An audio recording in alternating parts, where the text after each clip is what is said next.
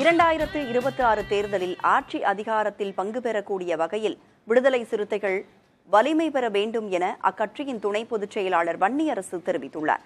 தூத்துக்குடி மாவட்டம் நாலுமூலை கிணறு கிராமத்தில் கட்சியின் தேர்தல் அங்கீகார வெற்றி விழா கூட்டத்தில் அவர் இவ்வாறு கூறினார்.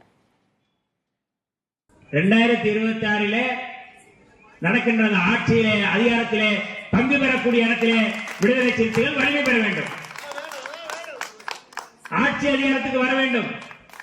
விடுதலை சிறுத்தைகள் ஆட்சி அமர வேண்டும். அண்ணன் திருமாவளவன் அவர்கள் முதல்வராக வர வேண்டும். இதான் நம்முடைய கனவு. இன்னைக்கு யாரோ கட்சி ஆரம்பிக்கிறான், புதுசா வர்றான் கட்சி, அவனுக்கு ஒண்ணுமே தெரியாது. எழுதி கொடுக்கணும், ஸ்கிரிப்ட் எழுதி கொடுக்கணும். எழுதி கொடுத்துட்டு மனப்பாடம் பண்ணணும்.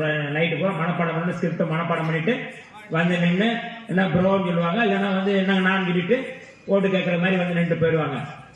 முழுக்க முழுக்க தாழ்த்தப்பட்ட மக்களை, சேரிகளை, காலனிகளை குறிவைத்துதான் அவர்கள் வேட்டையாட வருகிறார்கள். ரொம்ப கவனமா இருக்கணும்.